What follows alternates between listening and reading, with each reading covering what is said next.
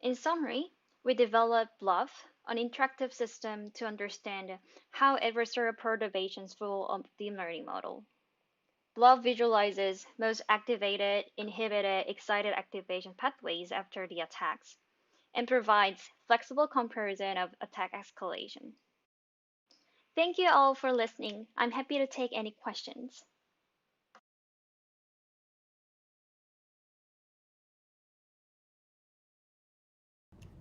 Language models are highly performant across many language understanding tasks. Comprehending the linguistic knowledge encoded by these models, however, remains a challenging problem. We introduced an approach for visually analyzing contextualized embeddings produced by language models.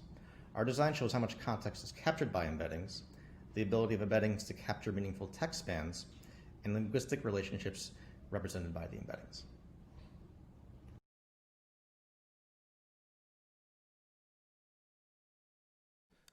VIS has been successfully helping not only experts but also people who want to learn about AI.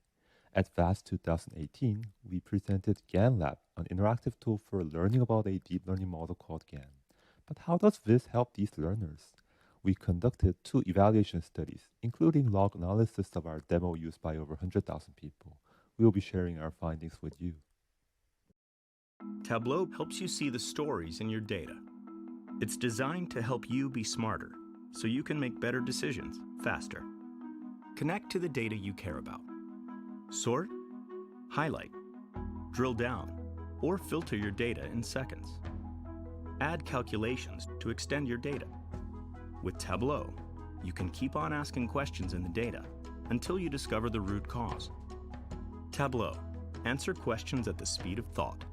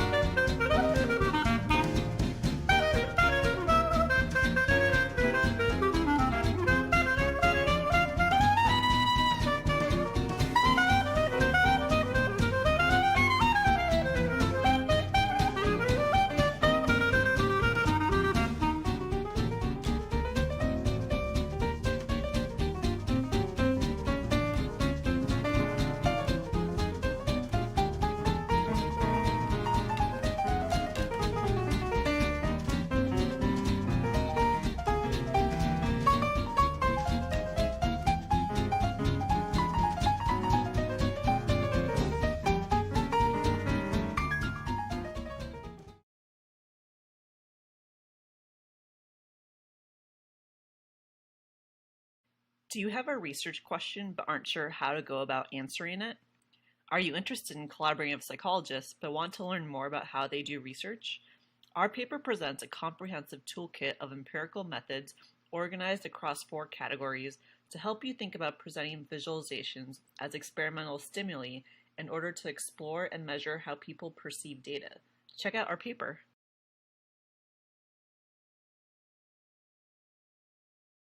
In this work, we conducted a design study with clinical researchers to develop a visual analytics application for exploring disease progression pathways. As a result, we developed DBVIS, which seamlessly integrates hidden Markov models with interactive visualizations. The usage scenario and user experiences demonstrate the usefulness of the application to gain useful insights out of disease progression trajectories in a transparent manner.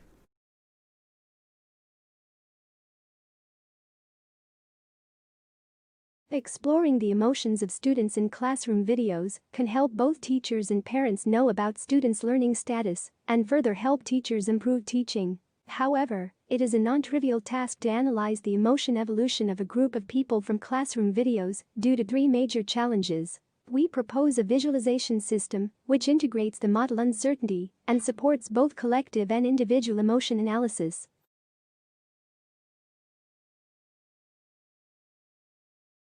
To interactively explore and visually analyze large multivariate data. For example, this cosmological simulation that is clustered into dark matter halos. We create a probabilistic data model in each cluster. We present a complete visual analysis system based on this data representation, which is especially well suited for the density-based visualizations shown here.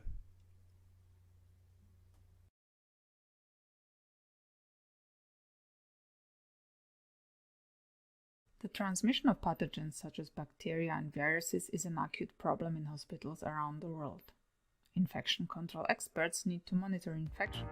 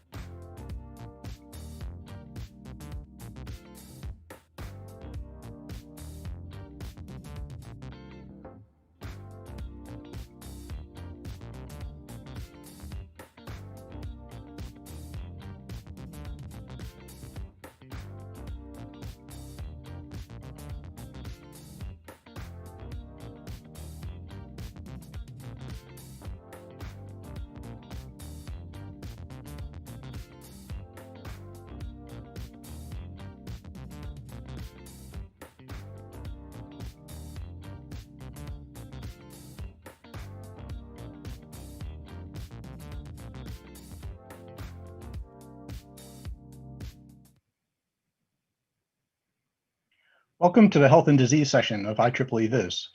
My name is David Gotz from the University of North Carolina at Chapel Hill, and I'll be the session chair for this morning's session.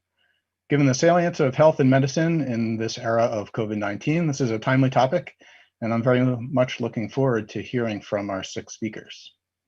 So the first speaker in this session is going to be Wonyoung So, who will present the paper Humane Visual AI, Telling the Stories Behind a Medical Condition.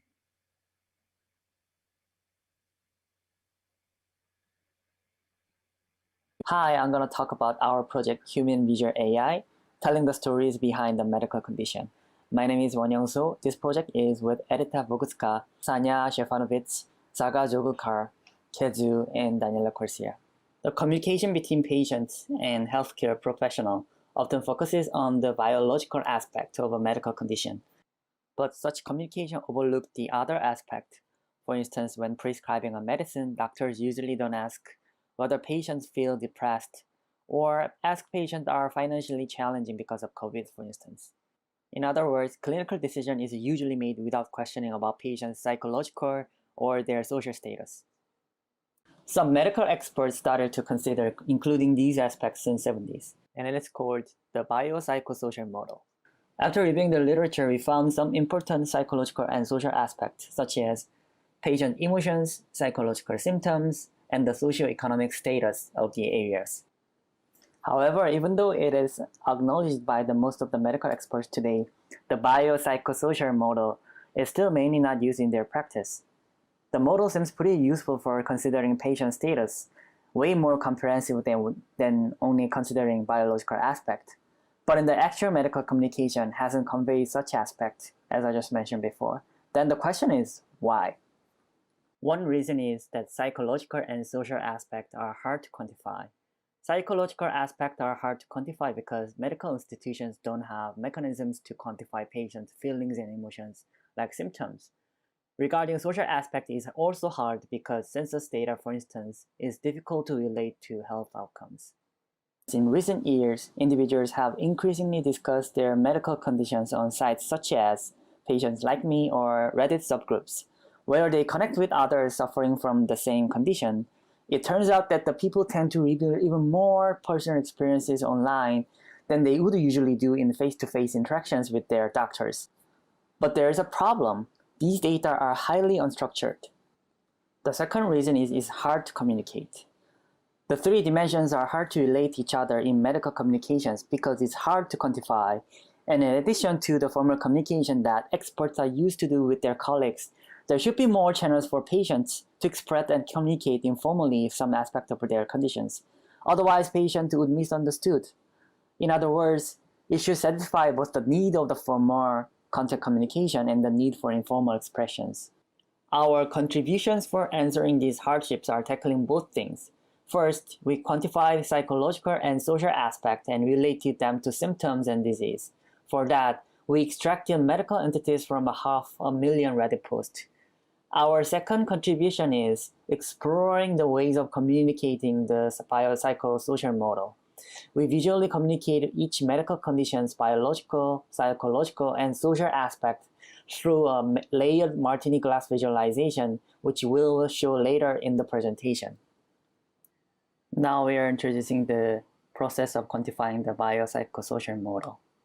We selected these 14 different conditions based on whether it has discriminative symptoms so that they can be delineated from other conditions, as well as based on the data availability from subreddits. The biological side of medical condition is captured by symptoms and drugs associated with it. So we gather data from Medscape, WebMed, and Wikipedia. Then we match these symptoms to SNOMED-CT, the systemized nomenclature of medicine clinical terms. So it provides a codified foundation of the symptoms. To extract various symptom and drug mentions from the unstructured Reddit text, we use a deep learning framework consisting of two parts. The first is entity extractor, which extracts informal expressions, and the second is concept normalizer, which links those informal expressions to SNOMED-CT concepts. We use the prescriptions data released by the National Health Service, which has spatial references such as census codes. Additionally, using the drug bank database, we matched 3,000 drugs from NHS with conditions. And I'm going to introduce the process of communicating the biopsychosocial model. To find optimal ways of visualizing the concept of biopsychosocial model, we first developed a visualization for medical professionals, and we conducted a requirement elicitation study. Through this study first, we wanted them to assess the medical content and validity of the visualization. Second, as doctors convey medical knowledge to patients on a daily basis, we relied on their experiences and asked them if the general public could be interested in such a visualization. And lastly, if helpful, what functionalities would be of the help. Medical experts pointed out three things. For intuitiveness, they pointed out the lack of self-explanation of the visualization, as it lacks a proper tutorial and it was hard to use with full potential, and pointed several problems of dashboard design, like screen real estate issues and unclear links among data sources. But they thought it would be useful for the general public to use such a visualization for curiosity and novelty, a better understanding of symptom-condition relationships, and the ability to discover the health status of their area. Through this elicitation study, we set up three design goals. One is simplify user interaction and model exploration. This tool should guide user interaction exploration of the model instead of asking users to make complex choices. Second, support uncommon symptoms condition exploration. We should visually differentiate symptoms that are common to that are uncommon. And third is enable spatial exploration So this tool should provide users with means of selecting several areas and comparing them in terms of different indicators. For those goals, we identified two different techniques. First, we adopted the Martini-Glass structure identified by Sagar in here, where the story begins with the author-driven part and continues with the more exploratory reader-driven part. The second thing is the layering technique relies on breaking down the main point into multiple digestible chunks and showing one chunk at a time. This new visualization starts with a brief introduction of the current biomedical model, which practitioners use in diagnosing and treating patients. Since the traditional medical practice has focused on the biological side, the visualization starts with describing this layer by showing the expected associated symptoms and drugs. Subsequently, the visualization shows the psychological aspect of disease. The green clusters show the emerging symptoms and drug names mentioned in social media in relation to the selected medical conditions. Now the user is presented with emotions and associated body parts. It introduces the ranking of 7 emotions in terms of how often they are mentioned with the disease. The user can see and rotate the 3D model of human body with heat map texture projected onto it. The final layer of visualization contains a choropleth map of England of a series of layered data charts with indicators of populations and density and socioeconomic deprivation of each region. It first starts with the author-driven narrative, showing the regions of the highest and lowest prevalence of prescriptions of the conditions. The layer ends up with drop-down selection bar with the interactive map. And I'm going to talk about the evaluations of the study. The goal of the study was to evaluate how well our visualization communicate with the biopsychosocial model to the general public that might not familiar with it. So the study consisted of 4 steps. Firstly, users were asked how doctors should operate with patients. The second step is they interacted with the treatment, being either our story or the control baseline app. After interactions, participants were asked again to respond to the survey. This allowed us to determine any potential opinion change due to the treatment. Participants could finally share any additional feedback and elaborate on which part of the visualization changed it or did not change their opinion. The control baseline app was text-based and followed the narrative structure of layered story visualization, with A, selection of the medical condition, B, description of the condition from Wikipedia, C, social media posts with mentions of symptoms, drugs, and emotions, and finally D, relation of the condition prevalence with socioeconomic indicators. So the survey consists of 6 opinion determination statements to grasp the personal and impersonal perspectives of the model. The participants were asked to consider each statement and decided to what extent they agreed with it on a 7-point Likert scale ranging from strongly disagree to strongly agree. So we recruited participants on the Amazon Mechanical Turk platform and gathered a diverse set of users familiar with the United Kingdom geographical settings. So the participant was over 100, and then the 52 uses Storyline, and the 56 uses the baseline app. Based on the result of the first survey before interacting with the treatment, the participants were grouped into 3 segments, negatively, weakly, and positively polarized. We can see that opinions were equally distributed across the categories of the biological aspect in Statement 1, tended to be positive about the psychological aspect, Statement 2, and were split between positive and neutral views of the sociological aspect, which is a Statement 3. When it came to the use of the social media data in healthcare, our participants were negatively polarized, which is a Statement 4 and 5. The use of artificial intelligence was mostly viewed as being either positive or neutral, which is Statement 6. After interacting with our layered visualization, the support for the biological model slightly dropped, while for psychological it increased. Interestingly, people became a bit more polarized on the social aspect. Most significantly, they had more positive opinions towards the use of social media data and AI in healthcare, respectively 27% and 10%.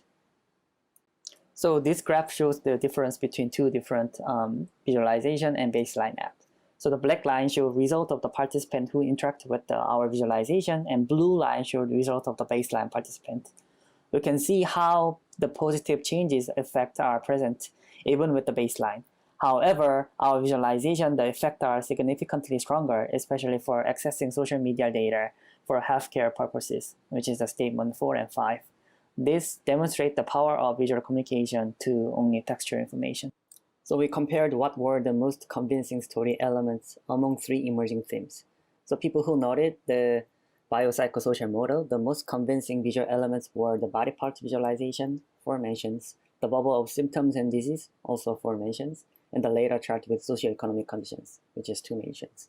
In relation to social media use, the favorable view includes the body parts and the bubbles of symptoms and conditions, respectively 4 and 2 mentions. In relation to AI use, the mention comes 4 from the map, 2 from the body part, and 2 from the bubbles. Yeah, so this research have 2 main limitations. One is about biases of social media data.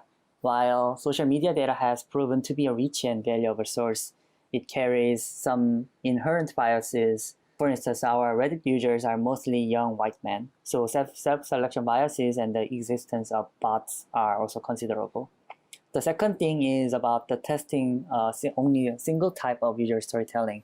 So we evaluated one layered Martini glass visualization against the text-based one, but other types of visual approaches could be even adopted in this process. So there are multiple implications of this project, I think.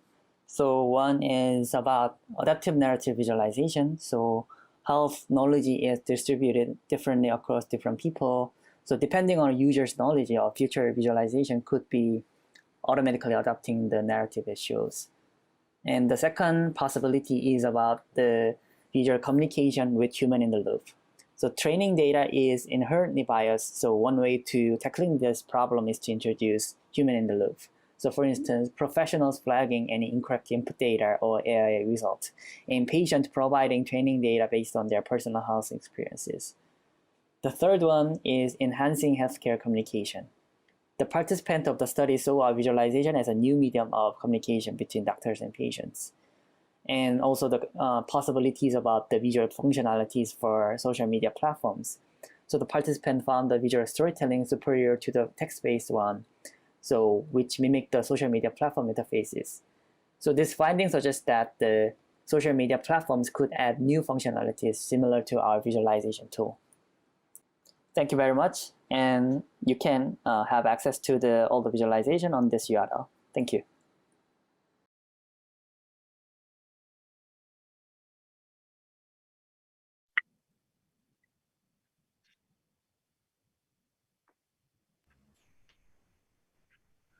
Well, we're joined now by several of the co-authors of the paper we just saw the presentation of.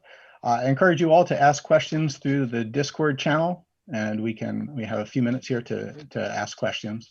While we're waiting for the audience to ask questions, I have one myself.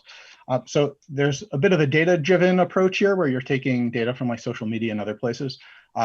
Often the communication that goes from a medical institution to a patient has an intended message where you're trying to communicate something specific as opposed to what the data says. Have you thought about that tension at all in your work?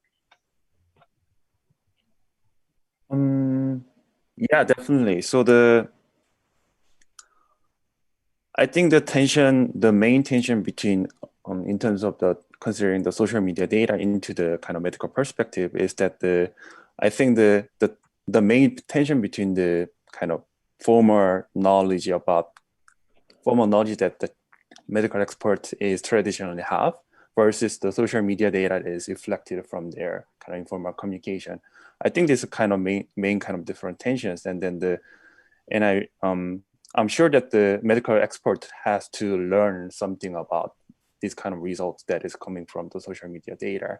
So I think there's a kind of 2 layers of this kind of communication pattern. One is a kind of where the medical experts can learn from this visualization, and then the second communication is by the learning from this knowledge and then adding from this traditional knowledge from this medical expert and then communicating these combined knowledge into the medical kind of patients. Great. All right.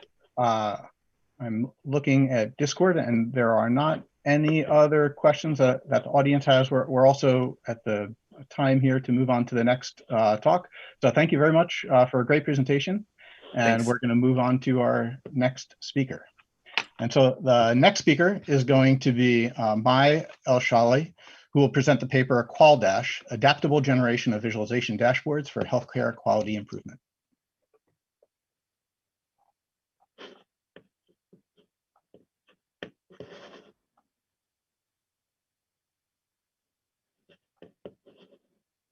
Hi, my name is Mai Elshehaly. I'm a lecturer in computer science at the University of Bradford.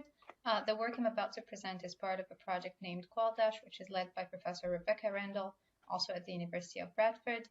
Most of the work was done while I was a postdoc at the University of Leeds under the supervision of Professor Roy Ruddle. The QualDash project is funded by the National Institute for Health Research in England, and it aims for the adaptable generation of visualization dashboards for healthcare quality improvement. Now, before I tell you more about QualDash, I'd like to give you a bit of background on what healthcare quality improvement, or QI for short, is.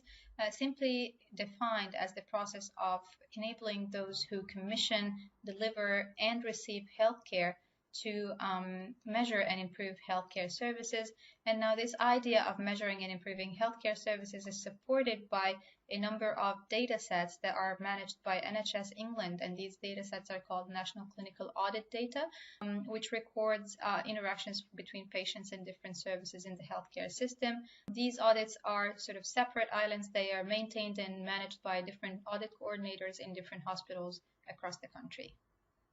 So the QualDash mission is to design, develop, and evaluate QI dashboards that offer adaptability in order to support this diversity of audits in different units across different hospitals, ease of use to support users with varying levels of visualization and data literacy, timeliness so that clinical teams can monitor their performance and apply changes if needed, and safety of interpretation of the visualizations that are shown on the dashboard so that users in a hospital share a common understanding of how they are performing.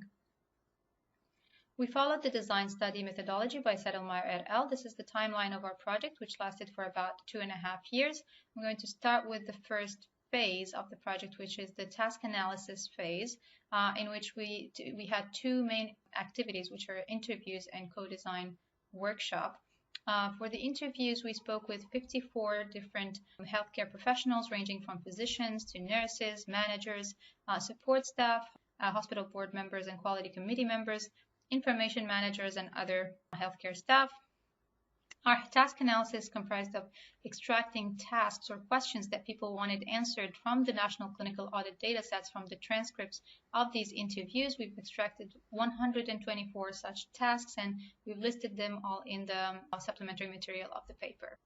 We then started grouping those tasks based on our thematic understanding of the quality metrics that these tasks were centered around. And then the next step in our task analysis was to try to find sequences and see if there are any connections between the tasks that cater to these different metrics. In order to find these sequences, we conducted a one-day co-design workshop in which we asked participants to generate stories around tasks and sketch out any processes involved in answering those tasks, and also group tasks that are most relevant to specific user groups and prioritize tasks based on their sequence. So the results of our task analysis phase can be summarized in 3 key findings. The first one of these findings is that the individual metrics have independent task sequences, so these links actually never exist. Whenever there's a sequence between tasks, these sequences usually investigate the same metric, so they don't really cross much across metrics. The second key finding is that each metric has a set of entry point tasks that involve monitoring some measures over time. And this has been consistently shown in the sketches participated or contributed by our participants. And one of the things that were consistently coming up from clinicians particularly is that they wanted to keep the number of such measures that are being monitored at the entry point to a minimum, and they wanted something simple that tells them where something is worsening in a metric, and then they can click and find out more. So building on this idea of clicking to find out more is the third key finding of our analysis, which states that further investigation for a metric involves subsidiary tasks, and that these subsidiary tasks usually involve the addition of categorical variables, so to break down some of the main measures into subcategories, adding more measures for comparison purposes, or expanding in time to include different temporal granularities. So before I move any further, I want to stop here and give an example of sort of clarify a little bit about what we mean by a metric and what we mean by these task sequences pertaining to a specific metric. So let's take a look at this running example of the call to balloon metric. And the call to balloon metric captures the time elapsed from the time when someone makes a call saying I have a heart attack, or someone nearby is having a heart attack, and the time that the person who's having the heart attack receives a procedure called a balloon stent. And this time elapsed between the two events should not exceed 150 minutes, which is the national target.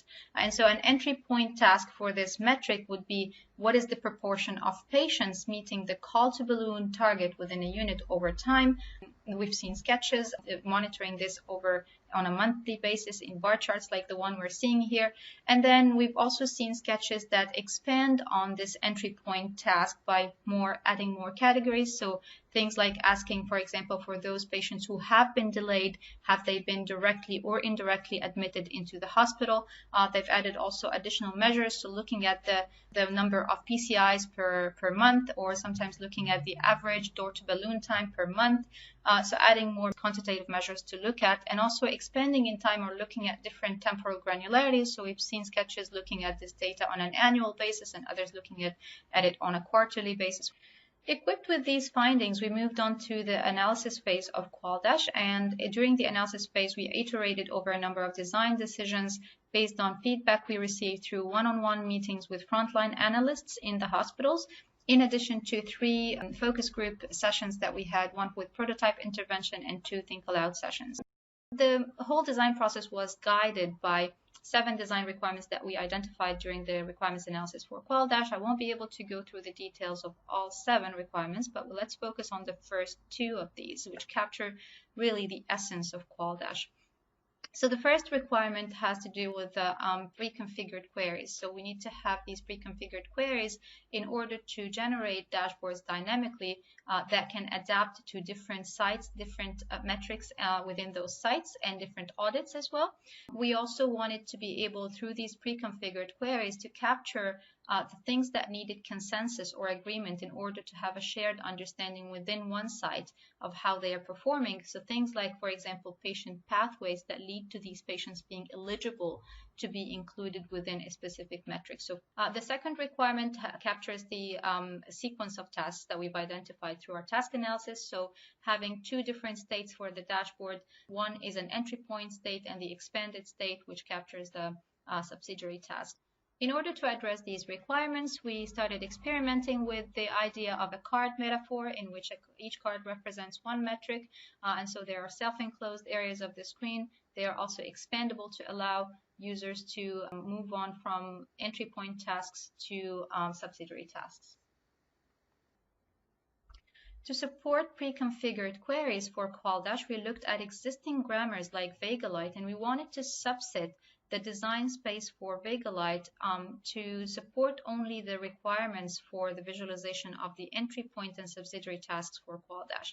And so to generate an entry point qual card like this one for the call to balloon metric, for example, we designed what we call the metric specification structure, which is a compact and concise JSON structure that specifies the main measures of the metric and inclusion criteria of patients for this metric, and leaves everything else as a preset for the QualDash engine to handle.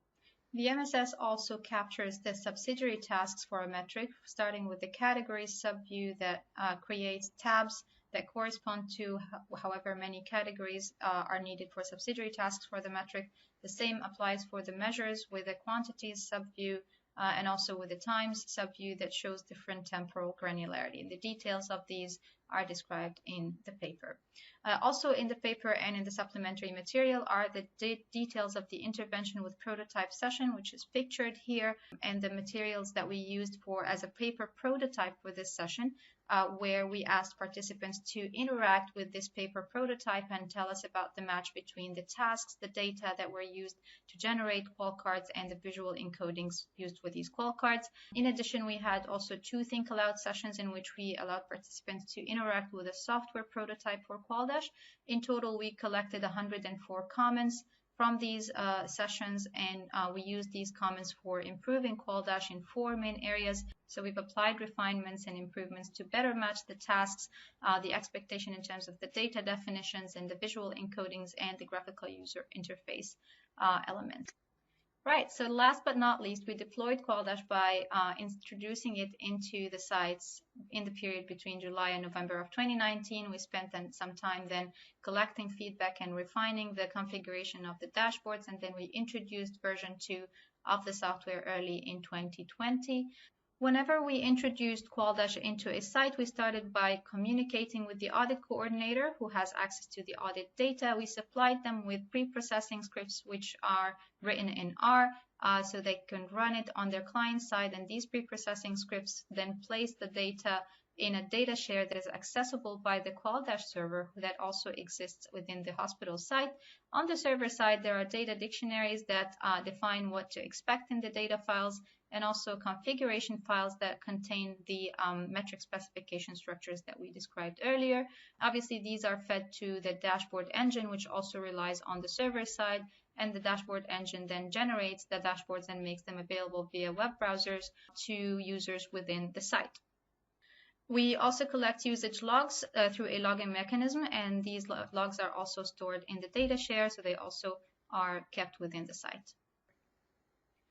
Once QualDash was deployed, we wanted to test it for what it was meant to deliver. In terms of adaptability, we used the engine to generate 8 dashboards for 2 different audits in 5 hospitals for a total of about 48 different qual cards that have been generated using the engine.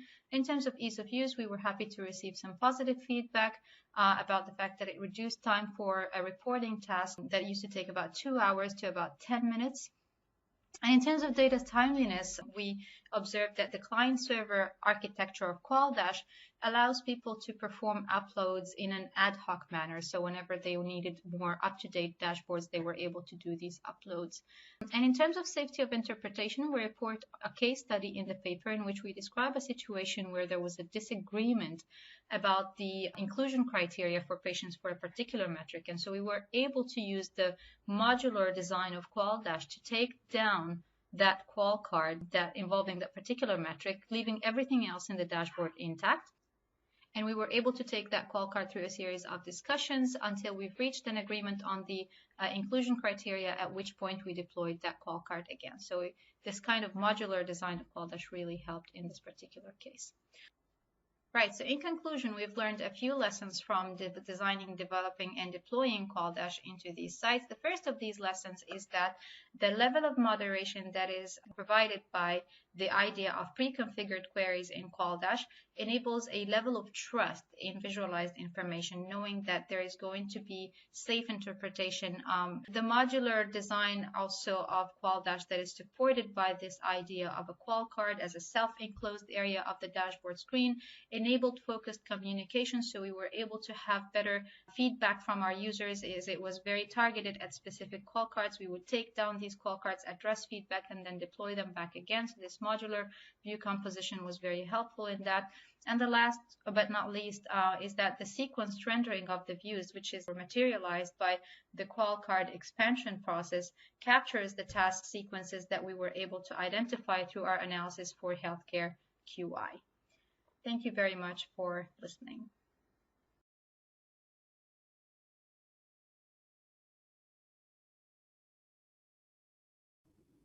Yeah.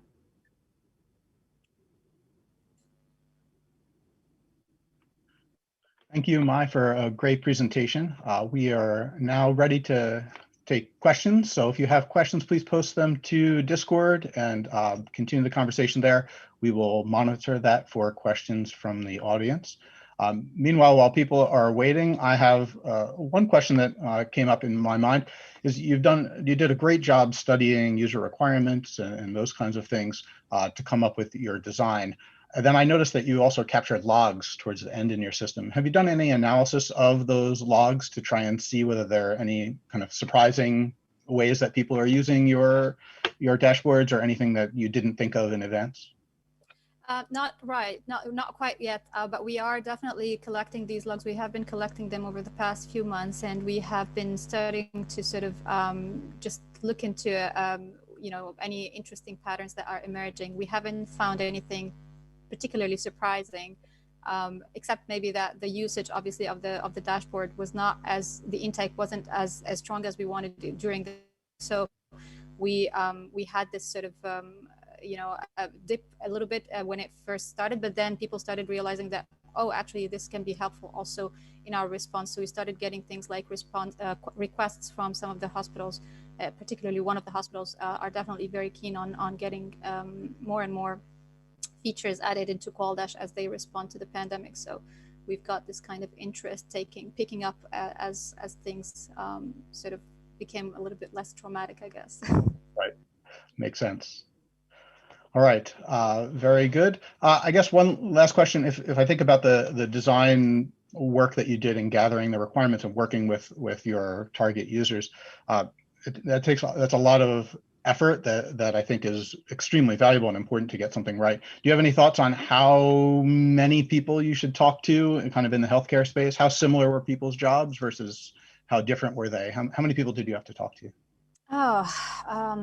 So in our interviews, as I've mentioned, the healthcare side of the team, the qualitative researchers have done a marvelous job really interviewing 54 interviewees. So that was a massive amount of qualitative data that was collected during the early stage of the project.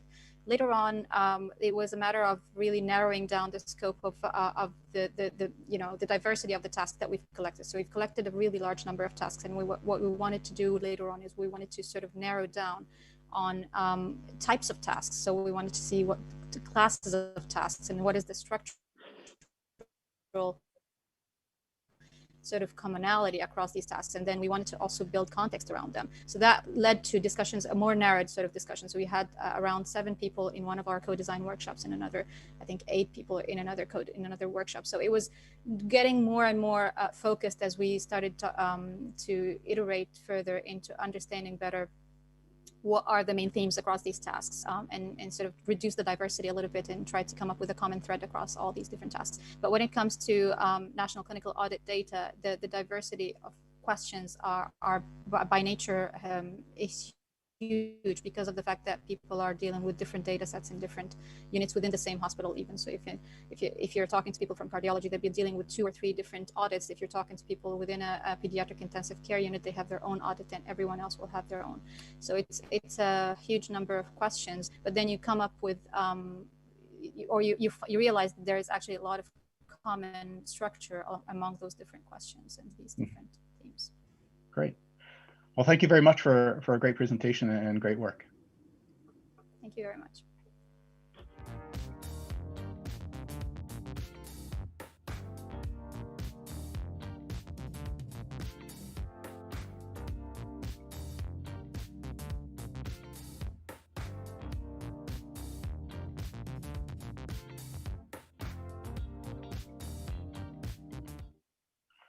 All right, our next presentation will be by Pepe Eulzer, who will present the paper Visualization of Human Spine Biomechanics for Spinal Surgery.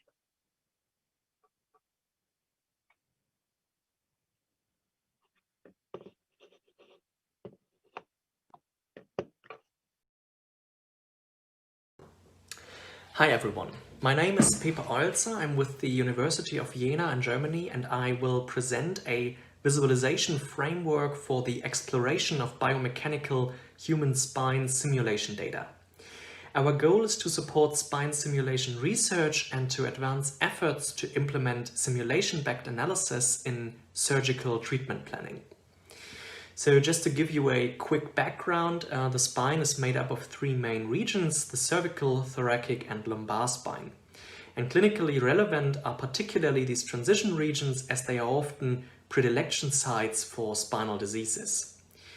The individual segments are called vertebrae and almost all follow this blueprint where they are stacked and each pair encloses a spinal disc. These discs cushion the surrounding bones and allow bending motions to be performed, and each vertebra also connects to the ones above and below through so-called facet joints or simply facets. The discs and facets are also what is most often affected by spinal injuries, as they support the body's weight and distribute all forces during movements. They can be prone to degeneration, which often causes chronic pain. Injuries and diseases can lead to severe impediments that may need to be surgically treated. Today, specialized orthopedics and neurosurgeons perform a variety of treatments that stabilize or replace affected bones and tissue. There are several ways of how such treatments could be improved in the future. So for one, researchers are trying to better understand the cause and effect relationship of spinal disorders. One possibility here is to employ biomechanical force simulations. These allow measuring parameters like forces and deformations that impact the spinal structures. This is currently used to compare, for example, different load cases or movement patterns. On the other side, we have the clinical application where treatments are increasingly personalized. So out of many treatment options, the best approach needs to be chosen. For example, if a patient needs a vertebral implant, the most suitable type needs to be determined. Or even better, individual implants could be manufactured with rapid prototyping techniques. So these customized interventions, they could benefit from feedback through simulation, for instance, to compare the effects of different treatment scenarios on force distributions. A key task in these scenarios is the exploration and interpretation of simulation results. And we discussed this with biomechanical researchers and clinicians, and we found that poor result representation is currently a major hindrance in research, and also when it comes to the application of biomechanical simulation and practice. To better understand this, let's have a look at the typical process used for these types of simulations. So first, vertebra models are segmented from medical volume images. Then they undergo a pre-processing stage where anatomical markers are detected. And based on this information, then the biomechanical simulation is performed. And ideally, also a physical time should be simulated so different motion patterns can be examined. The output of this pipeline are parameters like force acting on each structure over time. As I mentioned earlier, the important parts where these force distributions now need to be assessed are mainly the spinal discs and facets. So what do you think? How are these results currently explored? So most commonly, they are just plotted as value over time line graphs per structure. Like here, you can see the forces acting on 5 spinal discs. And you can probably tell that this is not an ideal representation, as the view gets cluttered fast, and it's also really hard to understand which graph corresponds with which spinal disc. And this gets even more difficult if we want to compare facet joints, as each vertebra has 2 of them. So we believe that researchers and clinicians could benefit from an integrated visualization of all pipeline aspects, including not only the numerical results, but also the patient-specific anatomy and the motion used in the simulation. For this purpose, we conducted interviews with biomechanical researchers and neurosurgeons, and we concluded on 4 requirements that such a visualization framework should facilitate. So first, there should be a clear correspondence between simulation results and the patient anatomy. And also intuitive comparisons should be possible across similar structures. And the time dependency of the data means that an explicit connection between patient movement and attribute values should be made. And also the directions of forces impacting a patient's spinal discs should be accessible. So this last point needs some clarification. In usual simulation scenarios, what is interesting is the total value of a parameter like the force that is affecting a structure. However, for spinal discs, it might be medically relevant to know if a force is coming from an orthogonal or a skewed direction, because shear forces can be much more harmful than vertical forces. And this property is currently impossible to interpret, as the standard graphs that are used in practice can only show total force values, of course. So to address these requirements, we developed a framework with several exploration modes, and in the first one, a 3D scene is shown where the user can interact with the patient anatomy and evaluate the vertebra geometry. And results from the simulation can be displayed as area plots, which we lay out in a way that associates them spatially with their corresponding structure. For instance, here we can see that the computed deformation of vertebral discs is shown over time. So we highlight the spinal discs and assign each its plot. And the user can expand these structures so these assignments become a little bit clearer. As you might already have guessed, such a 3D depiction might entail unwanted distortions of the data, so therefore further data exploration should be done in a 2D representation. And here we show the plots in a juxtaposition and align them on a shared time axis. We keep their anatomical correspondences as correct as possible, so the expert can, for example, evaluate a force distribution from the spine's top to its bottom. And we connect the displayed values with a performed motion. This gets visible when the time slider is used. And we then show an animation of this motion in the smaller window. And simultaneously we indicate the selected time point in the data with this black line, and we also show the quantitative data values at that point. So this is the display for a disk data set. Now let's have a look at one for facet joints. So what's important here is to make left-right comparisons possible to see if there's an unbalance in load distribution between the two sides. So we display a second stack of plots on the left. And here we mirror the time axis to make use of the symmetry gestalt principle. So this means early points in time here are closer to the spinal axis in the center. So if the plots appear symmetric, the load is equally distributed. In this example, you can see that due to the headband, this side is impacted by an increasing force while the other side is relieved. At any point in exploration, the user can also switch to a reduced depiction or a simplified view. This allows for an overview that can also be used for ensemble comparisons, for example. We decrease the emphasis on the spine geometry and discretize the color map, and the discretization level can also be tweaked. And this helps to immediately see threshold values and allows us to minimize this depiction while the value range is still readable. And this enables the user to compare a multitude of data sets, for example, to contrast the simulated effects of different treatment options. Not only do we want to show the total forces computed in the simulation, but also whether orthogonal or shear forces are present. So for this reason, we integrated a display of the impact direction of the forces for each target structure. When a large spacing is chosen, directional glyphs appear, and the glyph consists of an arrow along the force direction and this black disk, which is perpendicular to this force. And we also render isolines on the vertebral disk model, which are equidistantly spaced, and they all lie parallel to this force plane. So here you can see an orthogonal force, and here it is skewed towards the viewer's left, and here it's skewed towards the viewer. So you can see that due to the redundant mappings of spatial orientation, there's no 3D interaction required to understand the direction. And the glyphs are animated according to the selected time steps, so you always see the current impact direction. And we also render a trace of the arrow's movement as a fading surface, which allows one-glance assessments of how much the orientation is currently changing. Then we evaluated the framework with 3 biomedical researchers and 3 physicians who are either neurosurgeons or orthopedics. And they were given different data sets on which they were to perform a variety of tasks that simulated practical scenarios. So these tasks were conducted once with the old way of data representation and once with our framework. And we found that the average error decreased while subjective certainty increased, and the time requirement to fulfill these tasks was actually cut in half.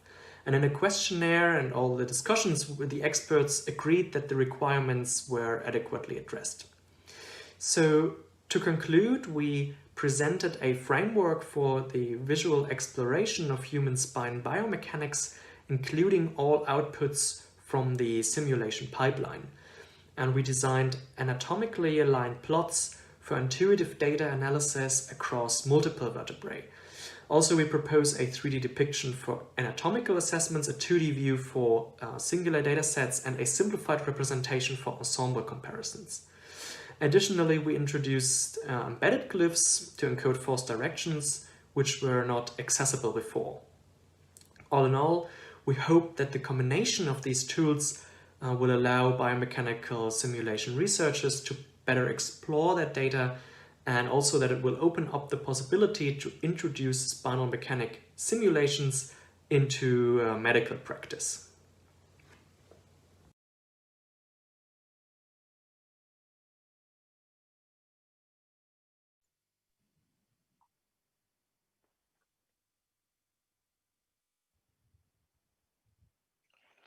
Thank you for a really great talk and an interesting system. As someone with a back injury myself, it was really interesting to see.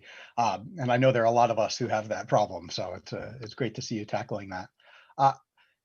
I encourage the audience to ask questions through Discord as usual, so please go ahead and type your questions there. I'll be looking for them. But meanwhile, I'll start things off by asking a question about the evaluation. So you did a study with both engineers and doctors. I'm curious for the doctors, for the kinds of tasks that you asked them to work on.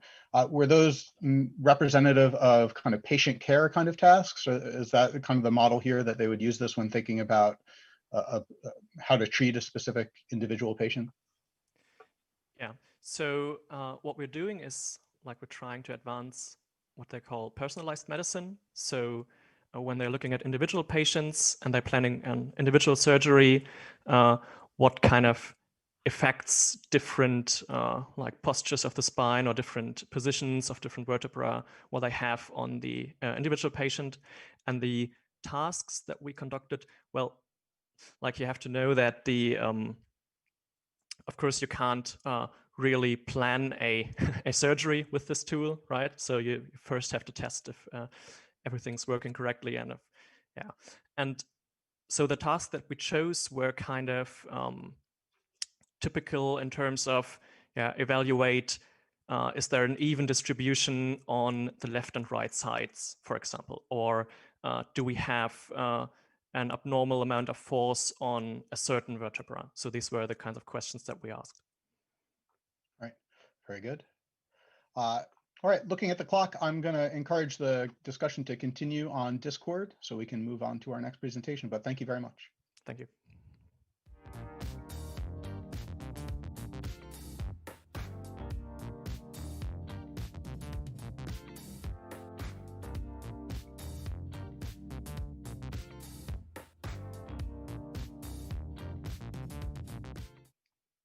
All right, our next speakers will be Tom Baumgartl and Tatjana van Lansberger, who will jointly present the paper In Search of Patient Zero, Visual Analytics of Pathogen Transmission Pathways in Hospitals.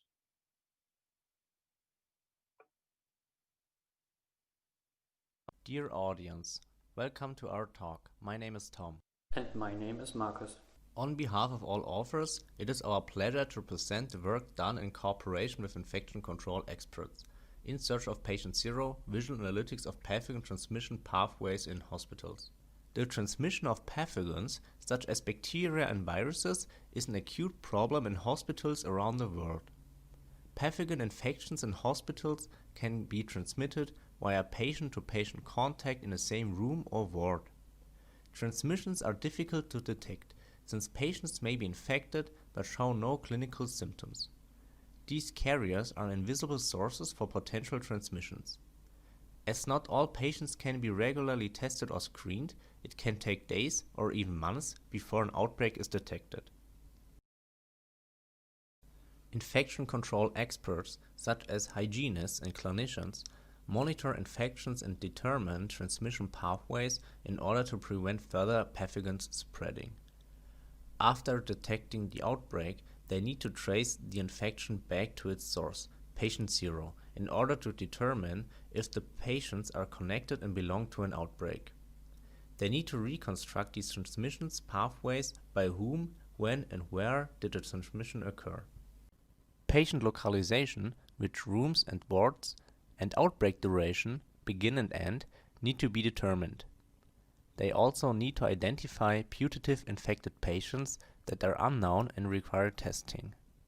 The pathogen transmission analysis requires to combine two types of data. First, patient locations for determining contacts, and second, microbiological data for identifying infection status. Collection of this data is limited. The patient location is only determined by a log record of their ward. The infection status is only known at the time of screening or test. These data sets can span years with events recorded down to second precision. For time between two consecutive events, e.g. transfers, can be on the order of second to months. The identification of transmission pathways from the data is challenging because transmissions can occur over several contacts, involve several hospital wards, and various time spans. Transmission pathway reconstruction is a time-consuming and potentially error-prone manual process. It may take days to weeks using current hospital systems. We developed a novel visual analytics system for the exploration of disease outbreaks. We used iterative user-centered design in cooperation with infection control experts from 4 German hospitals in a span of 2 years. The first prototype showed the number of infected patients and contacts. The experts required scaling to longer periods of time and views to support transmission pathway reconstruction. Patient timeline view shows patient location and infection status, but it is difficult to spot contacts leading to pathogen transmission. This view shows all the information. However, the experts had difficulty reading the view due to the layout emphasizing movements. The final approach combines several views in one interface. Epidemic curve view shows the number of infected patients per day for detecting outbreaks. Contact network view shows the contacts of selected patients for determining putative infected patients. The core transmission pathway view shows patient contacts and possible pathogen transmissions in a storyline-like view. Patient timeline view shows the patient location overlaid with microbiological data. The transmission pathway view shows patient's infection status and contacts over time across locations. Each line represents a patient. X-axis encodes time. Y-axis encodes patient's location. Line color conveys infection status. Background color shows wards. Lines that are close to each other mean contact. We propose a modified storyline layout to support our tasks. While typical approaches optimize the number of edge crossings and minimize bends, we adhere to data constraints. We first construct a direct acyclic graph from the event-based data and initialize the layout using dynamic set visualization based on Sankey diagrams. We employ a force-directed layout with constraints. Exposition preserves the temporal order of events, and home hospital areas show locations. Additional forces stabilize the Y position for stays at wards. Finally, lines are sorted in the order patients entered the ward. X position now shows the exact time of the event. Spotting potential pathogen transmissions among many patient contacts over long periods of time can be difficult. Therefore, we developed specialized tracing interactions. Many patients have contact on ward S279. More and more patients get infected. We can select the first infected patient at this ward and use the forward tracing interaction to find out who could infect whom and when. Ellipses show positive tests. They are connected to transmission events with dashed flashback lines. Connections indicate the duration between the potential infection and testing. The backward tracing interaction allows to find transmission events and patients in the past that could have infected a selected patient.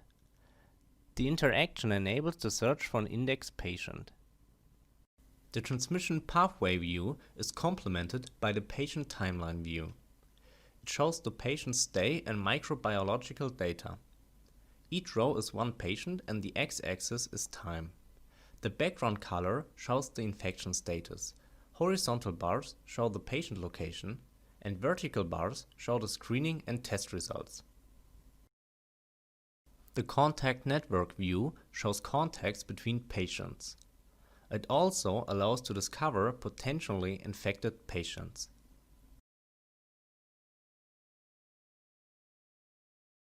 Several infection control experts applied our system to real data from a large German hospital.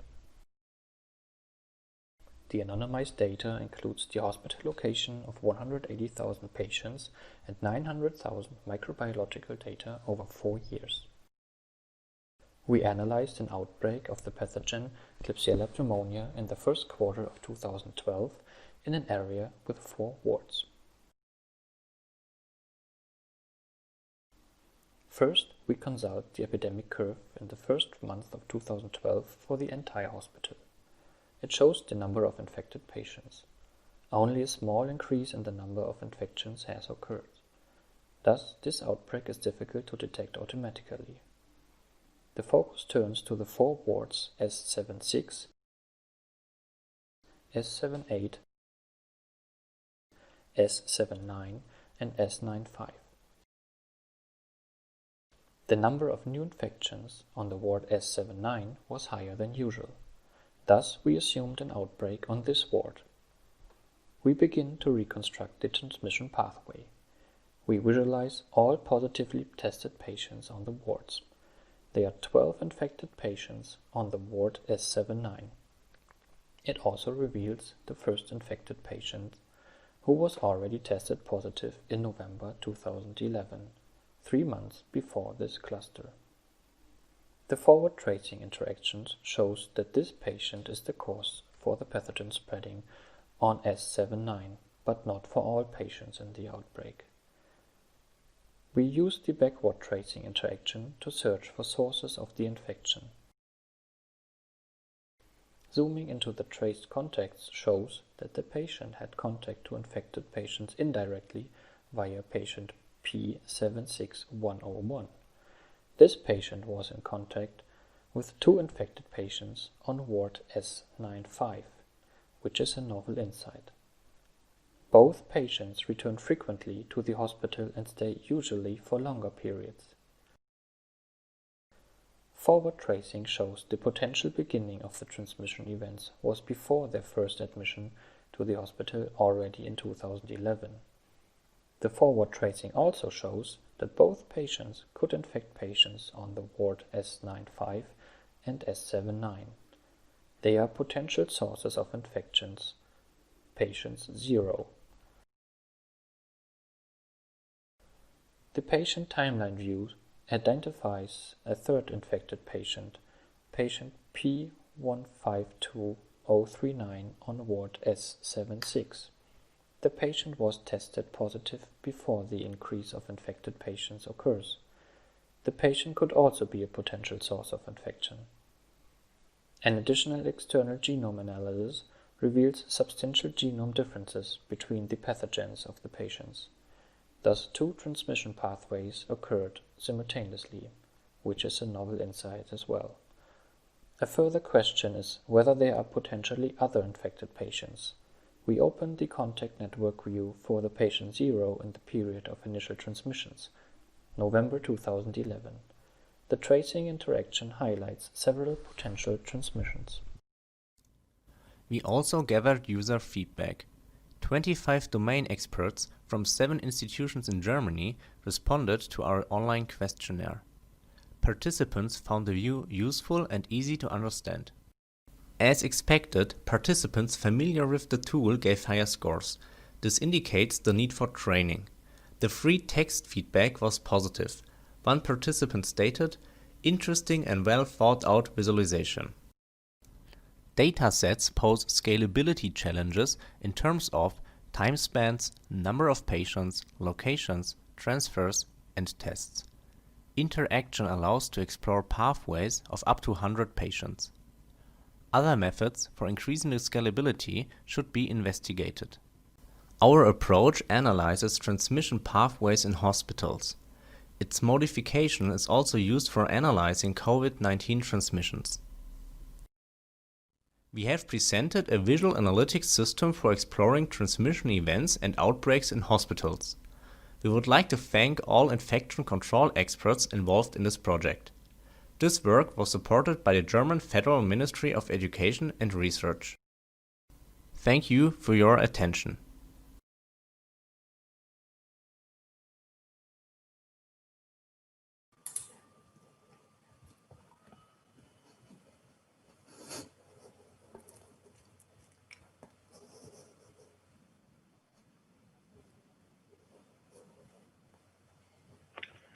Thank you for that really great talk. And we've had a number of questions come up on Discord, so we certainly won't be able to get to all of them. But one kind of common theme has been talking about a little bit about complexity. And I know was mentioned the scalability as a challenge in the presentation.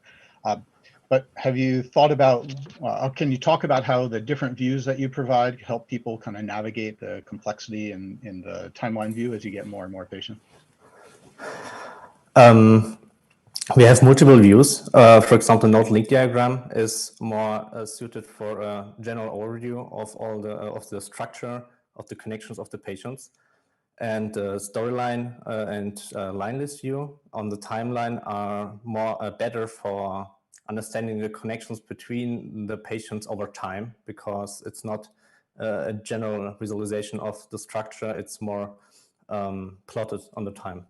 And so the scalability is very limited on the storyline visualization. We could visualize approximately 50 or more patients at once. That's a whole ward at a time, and that's what was necessary for the hygienists to do their work.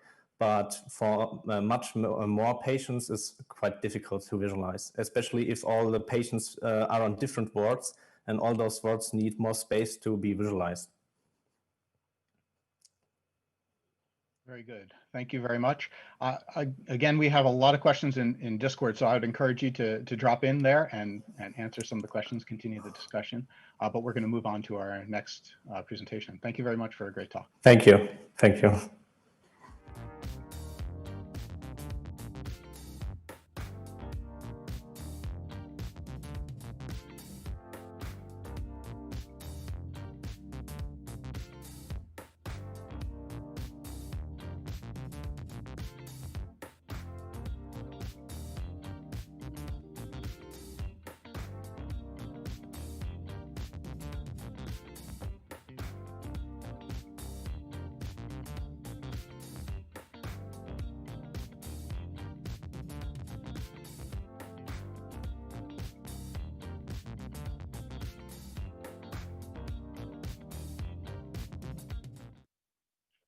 The next speaker will be BC Kwan, who will present the paper DP-VIS, Visual Analytics for Hidden Markov Models for Disease Progression Pathways.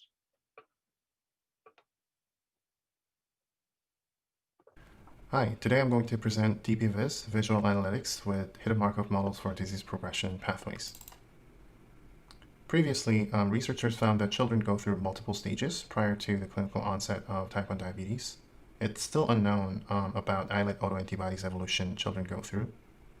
Understanding such progression patterns will lead us to understanding of underlying etiology and eventually treatments. So that's the motivation for clinical researchers. However, it is very challenging for them to understand the trajectories because disease progression is often manifested by multiple symptoms. And clinical observational data collects symptoms of subjects over irregular, discrete time points. That's what makes the modeling efforts difficult. And clinical researchers want to find association between identified patterns and with other clinical characteristics of children. So to solve the problem, we conducted a design study with clinical researchers through one type 1 diabetes study group called TIDI. We did 10 conference calls and 4 workshops between October 2018 and October 2019. The participants were clinical researchers who conduct observational studies on children with type 1 diabetes. And authors, as participants of the meeting, actively participated in research activities to investigate disease progression patterns from the observational data together. Here I describe the disease design study procedure and results. In a high-level view, all team members participated in the effort human-in-the-loop method the team with diverse expertise iterated 3 different loops: modeling to capture disease progression patterns, exploration to discover new findings from the results, and confirmation to statistically prove the significance of our findings. In this process, it involved clinical researchers to drive the analysis, computational experts to train and test the model, a visualization expert to develop and apply interactive visualizations to the outcomes of the modeling. In modeling, we used heated Markov models to probabilistically discover latent states. And then we developed the visualization tool called VIS to visualize children's trajectories so that team members can analyze and interpret the findings. And then we gained the clinical insights in light of type 1 diabetes literature. So for the analysis, we pulled 2,898 children's data points out of total 24,716 children from 5 prospective studies. Here's a brief introduction to heated Markov models. In observational data, each children visits the clinic over time, and in each visit, various measurements are collected, such as islet autoantibodies. And there are more measurements, but we only are interested in those 3 measures to describe the disease progression patterns. So we select them and use the time points to train heated Markov models over longitudinal data for hundreds of children. And then the result is the, in our case, 11-state model. So since we learned this unsupervised manner, we can define the K, which is the number of states we want to look for from this different states. Throughout our experiments and cross-validation, we found that 11-state models are suitable for our analysis. So once we have the 11-state models, what we can do is we can label each visit of a child with a 1 state out of 11, 0 to 10, and that's based on the probabilities, the posterior probabilities that are assigned by heated Markov models. And then we can summarize the patterns by reading off the states. For example, for this child, if we follow the highest posterior probabilities, it's 0012 pattern over time, this kind of time. And then we apply interactive visualization called VIS, which incorporates multiple views so that users can analyze the disease progression patterns and also correlate them with other important health outcomes or genetic characteristics. Top left corner is static variables view, which shows the bar charts for the static variable that does not change over time. For example, sex and genetic variable called HLA group, or when they were seroconverted. On the right side is the patient sets or cohorts view, where you can interactively define many different cohorts, and you can also name those subgroups. And there's a state transition pattern builder. So after we create this 11-state model, we have 11 states, 0 to 10, and users can use this query builder to filter data by the state sequence patterns. For example, if users want to find the patterns of children who go through 0 to 3 patterns, you can build this query and filter by pattern. The key views are these 2, clinical data matrix and pathway waterfall. Clinical data matrix is just a matrix with clinical features as rows and states as columns. So to read this view, we use the 3 variables, GETA and IA2A and IA, which are 3 islet autoantibody measurements. And then the color and the number represents the probabilities of having those autoantibodies for each state. As you can see, state 0, S0, has low values for almost all of the clinical variables. If you compare that to state 10, you can see that state 10 has higher values for important clinical variables. On the right side is pathway waterfall, where users can see the disease progression patterns using the pathway waterfall view. So in this case, the x-axis is the age of the children, which you can see from 0 to 24 years. And each dot is a child's visit, and color is assigned by the state. So you can see the column header, the states. And y-axis is also a state, and vertical lines are representing the pathways and transitions across different states. So since our heated Markov model has a constraint that users, the children, can only progress 1 state or stay at the same, so you can see this nice stepwise state transition patterns. So by reading this, you can see when and how many children are making transitions like visually. So for example, you can filter this one subject. So this is the subject's detail view, where the child actually has multiple visits. And if you read this timeline, it's actually month, age of month. So this child actually stayed at state 0 until the age of 140 months. And then within 2 years after that, the child quickly progressed into 1, 2, 3 states, which can be represented in the waterfall like this. You stay at 0 and then 1, 2, 3 pretty quickly. And if we just highlight all those patterns, the child who share the same pattern 0, 1, 2, 3, you can see that even though those children share the same state sequence patterns, their progression timing is different, as you can see.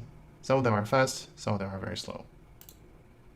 And then we can also use the subject detail view and density diagrams to compare this pattern with other important variables such as age of diagnosis.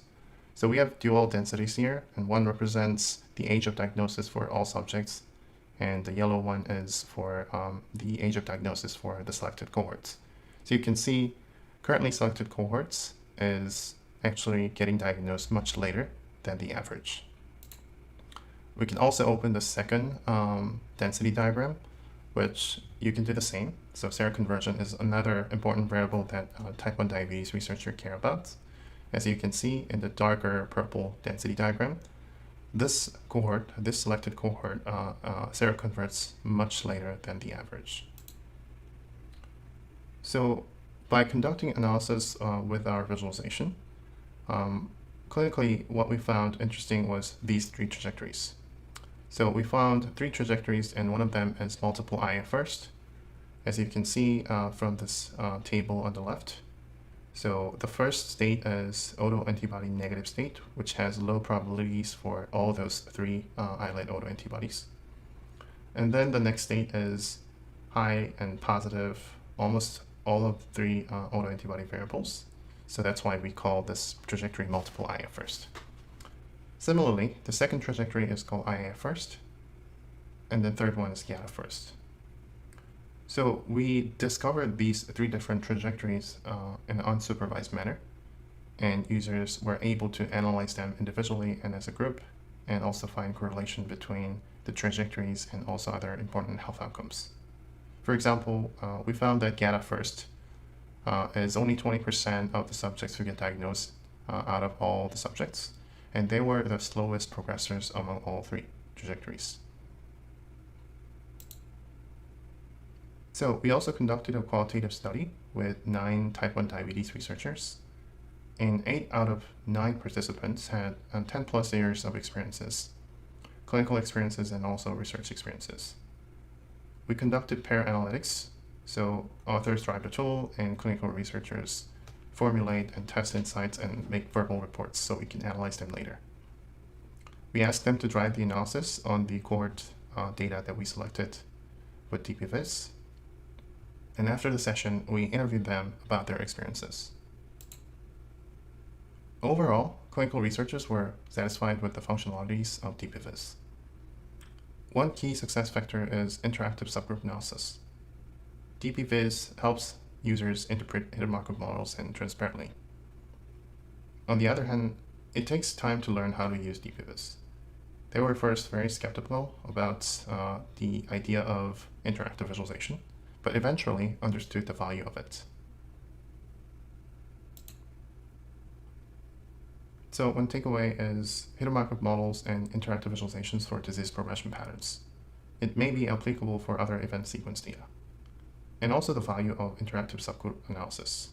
So we allow users to define subgroups with the patterns, and they were able to create subgroups and name them, which is the most valued functionality of DPVIS. And we have some insights from our design study with the triad of expertise, namely the clinical experts and computational expert and visualization experts. It was sometimes challenging because we all use different languages to explain the same thing sometimes. But in the end, we had a long-term workshops and virtual conference calls, and we shared a common goal, which were really helpful to drive the research efforts. we want to thank our supporters and our collaborators. And thank you very much. So this was my presentation, and I hope you enjoy it. And please check out videos, papers, and more from my website.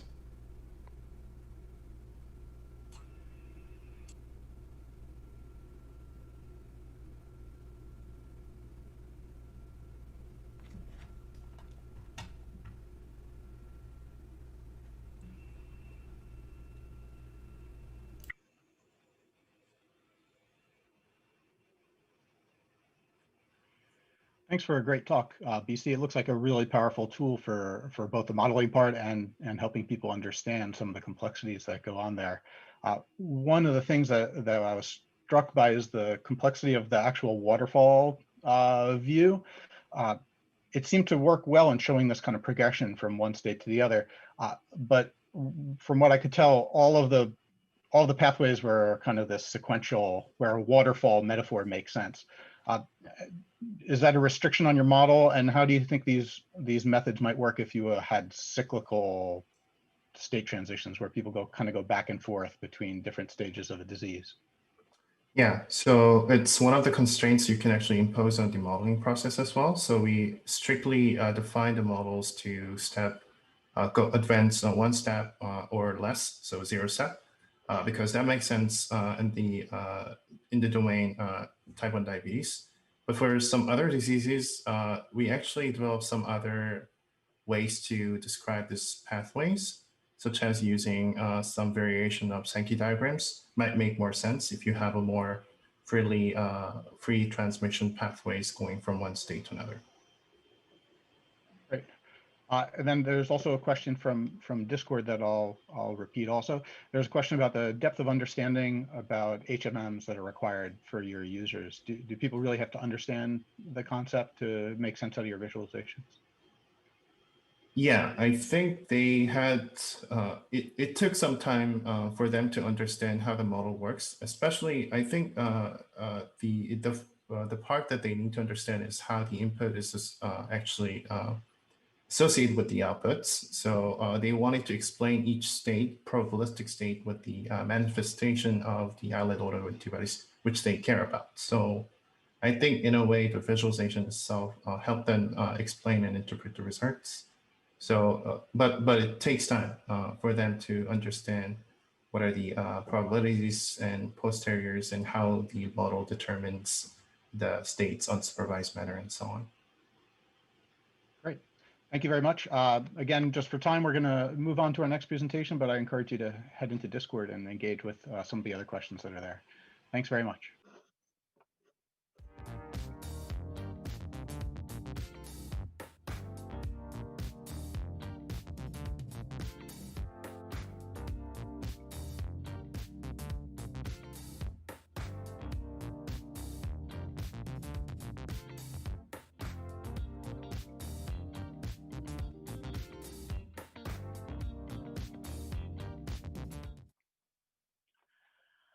For our final presentation of the session, I'd like to introduce Ngan Nguyen, who will present the paper Modeling in the Time of COVID-19, Statistical and Rule-Based Mesoscale Models.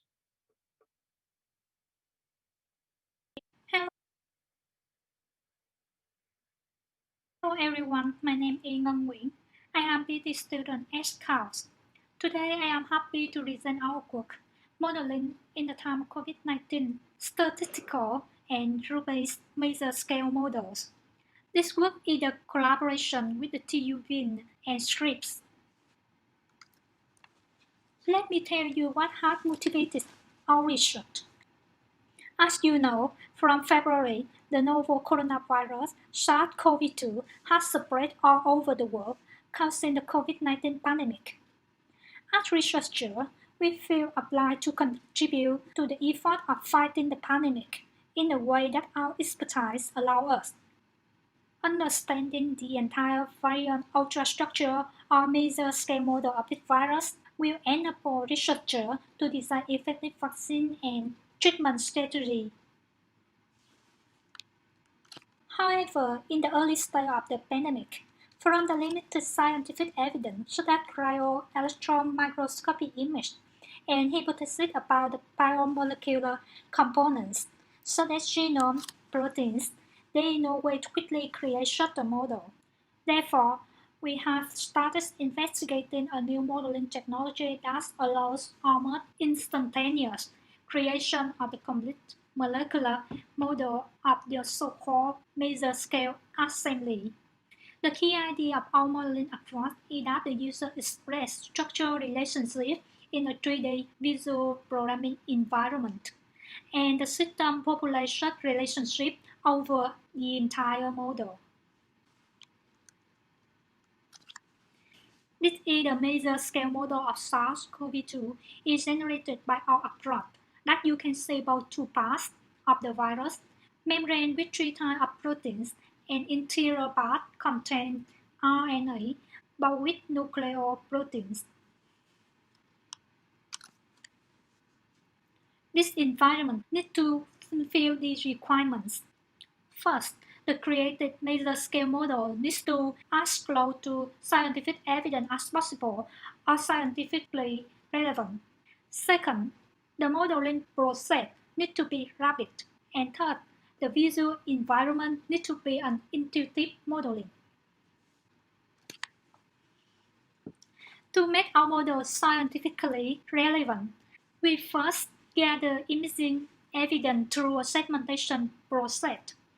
This data collection serves as a basis for simple statistical modeling of shape and molecular distribution. No structural aspects are known, but the imaging evidence is not available, so we offer to express structural relationships through 3D modeling interface. The relationship form procedural rules used for structural build-up. Let's move to the detail of this step.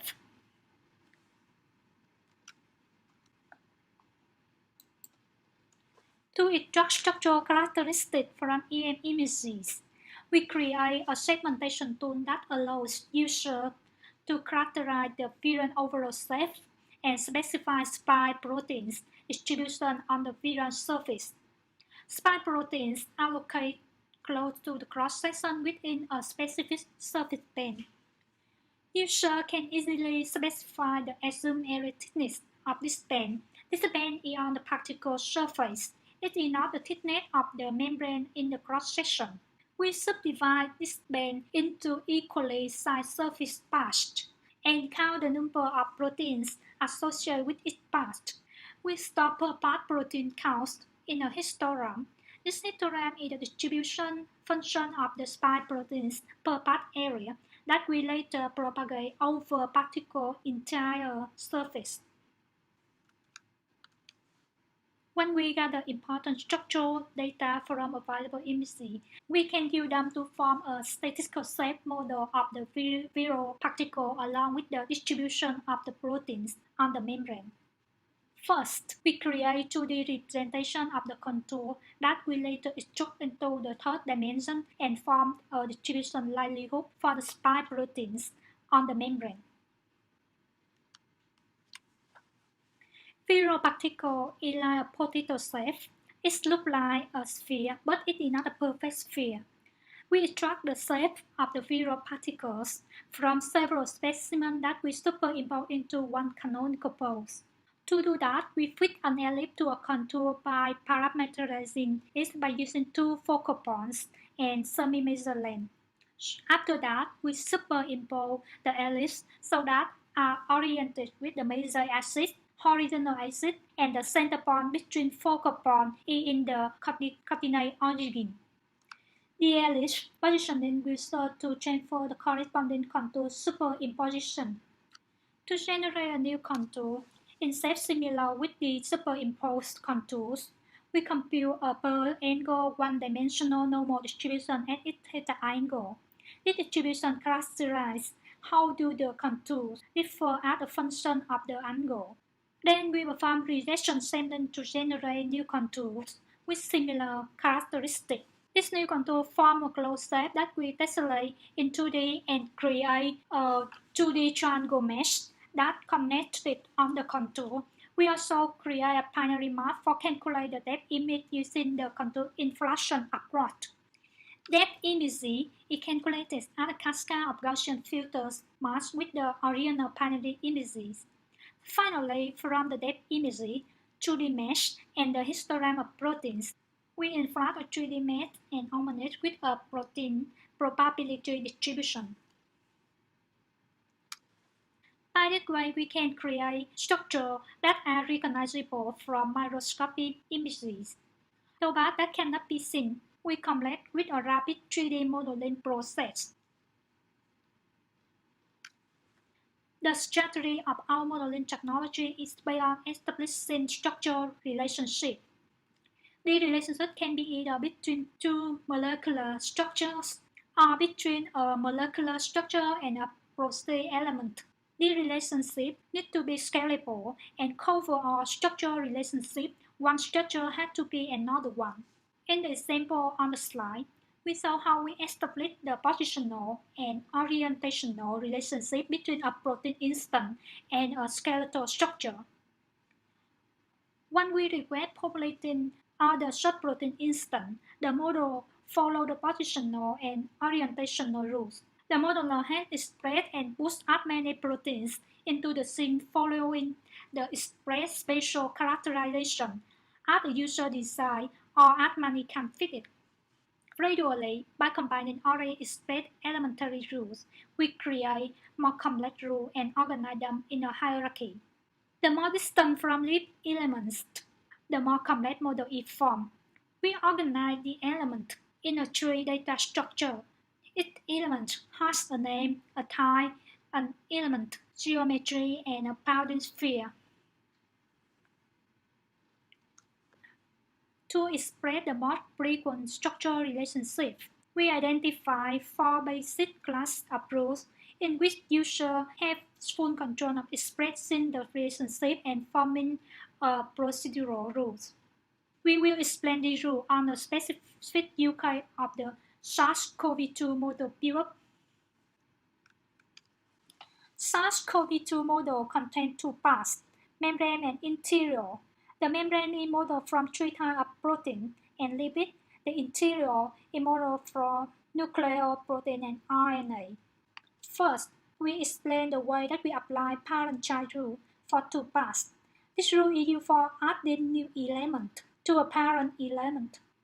With the membrane part, to place spike protein onto the surface of virion, we use the first type parent-child rule, distance rule.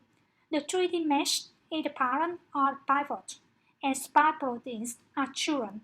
This rule anchors a new spike protein at a specific distance to the 3D mesh. With the interior part, our hypothesis works with the interior forming a rod. This rod created by chaining octamer of end protein. Single end protein is formed by two NTD that are both 2 CTD. Two 2-CTD models are bound to the lining skeleton using parent-child relative rules, forming a 4 CTD. The rules specify location of new element within a skeleton. First, we cut a pivot in the line skeleton. Then we perform computation to find a position for adding new 2 CTD. Similarly, 2 4-CTD are bound to another lining skeleton. This structure forms a CTD. Finally, in combination with the connection rule that will be explained later, we replicate a CTD along the generated curve. Now we explain how we model lipid bilayer for the membrane part. For this, we apply sibling and sibling parent rules. First, we do a random triangle on the 3D mesh of the model. Next, we add one lipid to this triangle. From this lipid, we use sibling rule to express 7 relations and add 7 other lipids around it. Then the lipids are attached to the chosen random triangle by using the sibling parent rule. Continue this processing until 100 collision hits. We get a fully dense lipid membrane. After using 3 class of rules, we obtain the virion membrane part and end protein for the interior part. So the final step is modeling RNA and bound it with the end protein. RNA is created by using parent-child and sibling-parent rules. When we get RNA string, we apply connection rule to power it with end proteins. The connection rule created the path for the RNA string. First, we specify a bond on the end protein surface that RNA will be attached to P1 to P7. We connect the bond into a polyline. This polyline contains the kinks, so we use cubic interpolation to make the curve. And mixed bond displacement enhance the curve with detailed windings. Finally, RNA string is attached to end protein follow this polyline. These are our results for the SARS-CoV-2. The lab model is generated in April. The right one is generated in June with the updated information about spike proteins. This model is the one that we developed in September. In conclusion, in this work, we design a new system for the rapid modeling of major scale biological models. Through the UK SARS-CoV-2, we demonstrate our system is versatile and able to incorporate many new structures inside. In the future, we consider using more detailed data such as cryo-EM tomography and try to use another method for presenting the surface. This is the end of my presentation. Thank you for your attention, and I am happy to answer the questions you might have.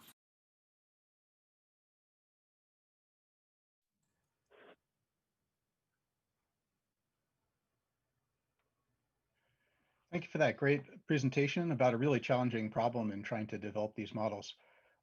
If you have questions, please post them to Discord or the YouTube chat. I will relay them. But in the meantime, I have a first question, which is, given the complexity of this process and all the different steps that are involved, can you say something about accuracy and how you might be able to quantify that? And really, how accurate does this model need to be useful? Okay, about the accuracy, first I want to talk about the time. For the first step, it takes in the second, 1 or 2 minutes to make the mesh with 3D mesh. And the second part for the rule base, the user can make a full model in 30 minutes. And I think it's a very accuracy because they just interact with some rule and the system will automatically generate all full the membrane part or the RNA, and the user can change it as fast as possible they want. Right. Very good. I don't see any immediate questions from the Discord channel, and we're already over time. So I'm going to wrap up the conversation here, but I encourage you to go into Discord and follow up with anyone there who's asking about the paper. And with that, I'd like to conclude the session and thank all of our speakers for a great series of papers about a really important set of topics, and enjoy the rest of the conference.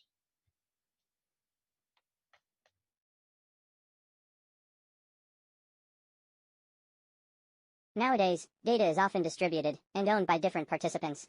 There is an emerging need to provide a joint visualization, such as a TS&E projection, to serve as the full picture in data analysis. If the participants are privacy sensitive, how can we build a joint projection without data leakage? Conventional embedding algorithms, such as the TS&E, are designed for single-site computation and require data centralization. Privacy leakage may happen in 3 stages in the visualization pipeline.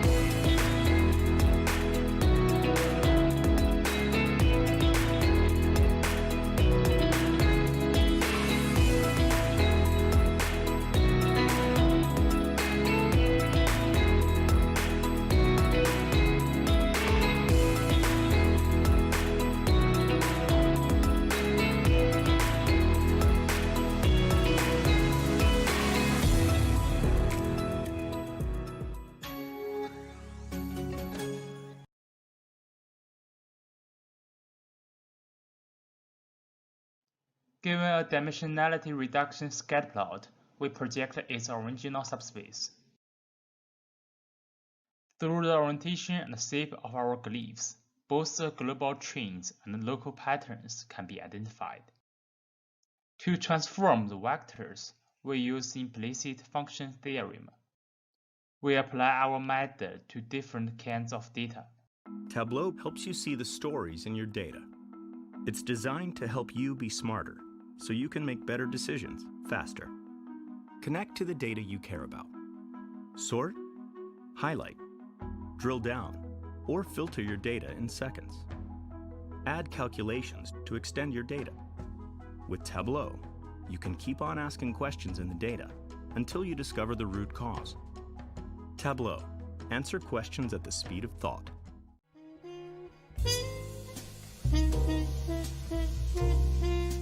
We miss you, indeed.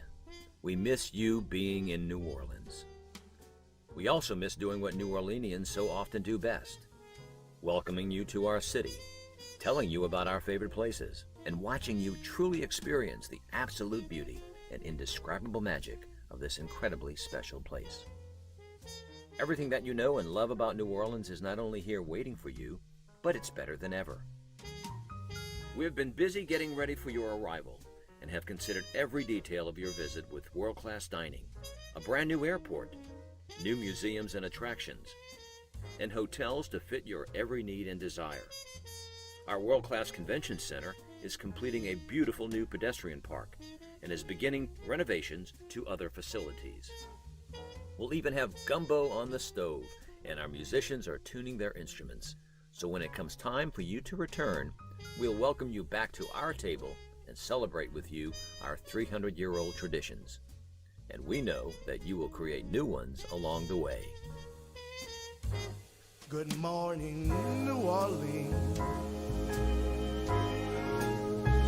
We love you, New Orleans. Just know that we're thinking of you here in the Crescent City, and we can't wait to see you soon. Love New Orleans. When people come, they never leave because we're swinging that way. The sun shines so bright. The breeze is so nice.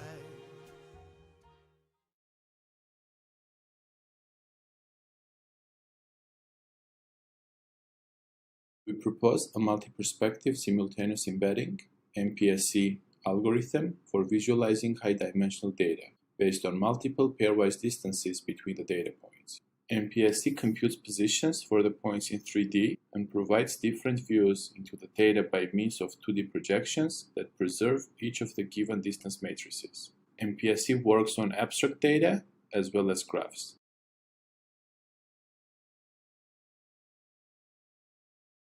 Hey everyone, I'm Junhan Zhao, a PhD candidate at Purdue University, computer graphics major, and a research internship at Bosch Research North America.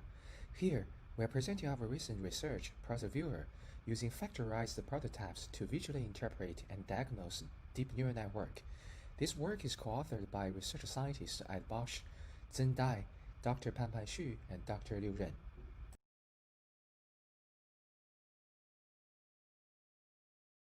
We present AgentViz, an application for the visual analysis of call center agent behavior using hierarchical glyphs. Our application relies on a data-driven scatterplot layout, with each glyph representing an individual call center agent. We demonstrate the application with nearly 5 million calls who interact with over 6,500 call center agents. To reduce clutter, we present a dynamic aggregating glyph clustering technique that varies with zoom level, maximizing the screen space.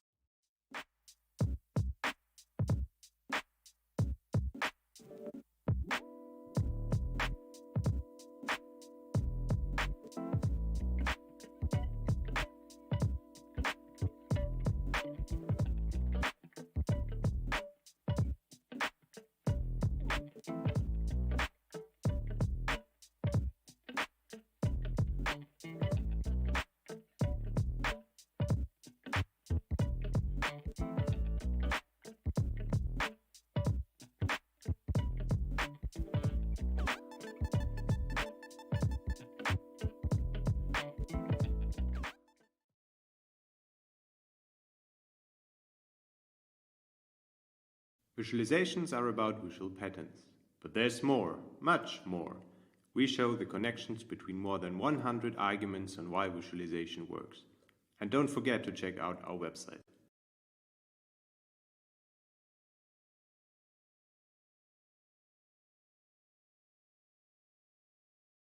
It is common for users to struggle to understand how to effectively use TS&E.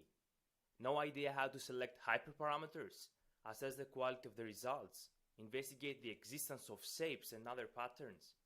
TVS&E covers all these tasks. We provide diverse projections to choose from, global and local quality assessment, investigations of shapes and patterns, and more.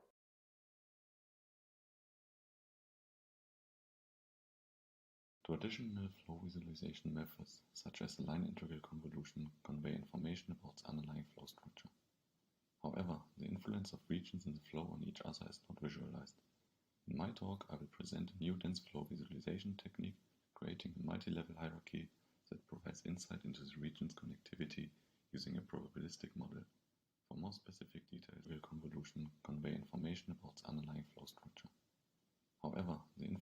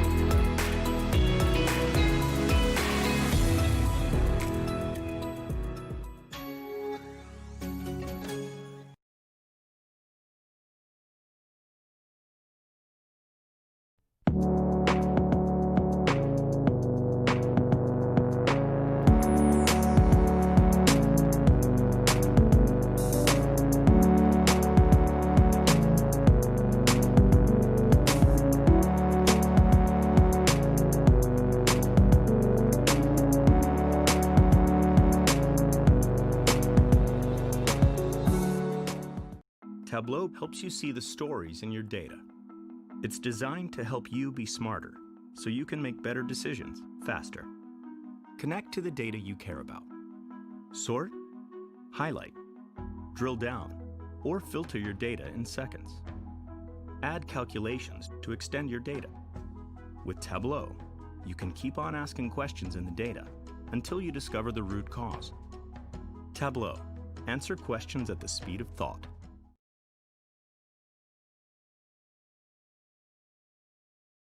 The mixture graph is a data structure for compressing, rendering, and querying segmented volumes. Biomedical segmentations have evolved from mere annotations to first-class modalities. The mixture graph stores the computations required to render such nominal data directly on the GPU, including pre-filtering and lighting. Segment distributions can be queried efficiently using regions of interest.